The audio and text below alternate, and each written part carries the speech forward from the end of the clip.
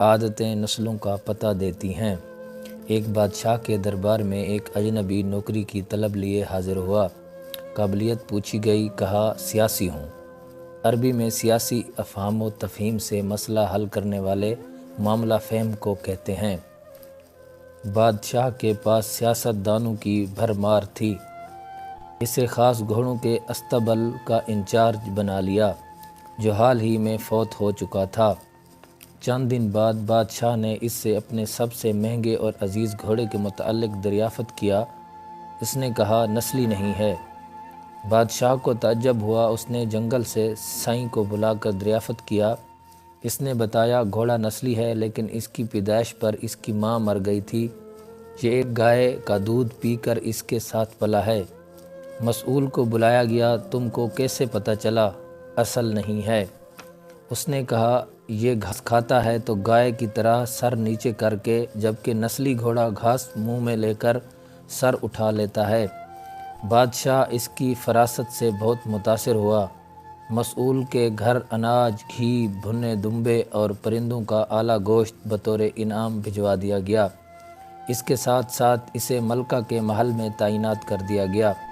چند دنوں بعد بادشاہ نے مصائب سے بیگم کے بارے میں رائے مانگی۔ اس نے کہا طور و اطوار تو ملکہ جیسے ہیں، لیکن شہزادی نہیں ہے۔ بادشاہ کے پیروں تلے سے زمین نکل گئی۔ حواس بحال کیے، ساس کو بلایا، معاملہ اس کے گوش گزار کیا۔ اس نے کہا حقیقت یہ ہے کہ تمہارے باپ نے میرے خاوند سے ہماری بیٹی کی پیدائش پر ہی رشتہ مانگ لیا تھا، لیکن ہماری بیٹی 6 ماہ ہی میں فوت ہو گئی تھی۔ چنانچہ ہم نے تمہاری بادشاہت سے قریبی تعلقات قائم کرنے کے لیے کسی کی بچی کو اپنی بیٹی بنا لیا۔ بادشاہ نے مصائب سے دریافت کیا، تم کو کیسے علم ہوا؟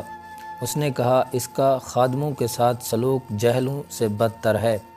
بادشاہ اس کی فراست سے خاصا متاثر ہوا۔ بہت سا اناج، بھیڑ بکریاں بطور انعام دیں، ساتھ ہی اسے اپنے دربار میں متعین کر دیا۔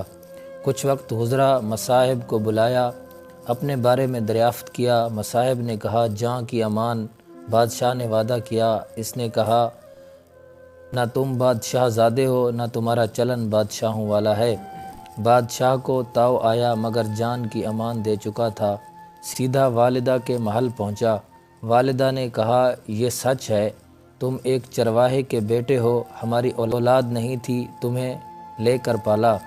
بادشاہ نے مصاحب کو بلایا، پوچھا تجھے کیسے معلوم ہوا؟ اس نے کہا بادشاہ جب کسی کو انعام و اکرام دیا کرتے ہیں تو ہیرے موتی جواہرات کی شکل میں دیتے ہیں، لیکن آپ بھیڑ بکریاں، کھانے پینے کی چیزیں عنایت کرتے ہیں۔ یہ اسلوب بادشاہ زادے کا نہیں، کسی چرواہے کے بیٹے کا ہی ہو سکتا ہے۔ عادتیں نسلوں کا پتہ دیتی ہیں۔ عادات، اخلاق اور طرز عمل خون اور نسل دونوں کی پہچان کراتے ہیں۔ اگر آپ کو یہ ویڈیو اچھی لگی تو چینل کو سبسکرائب کریں اور اس کو لائک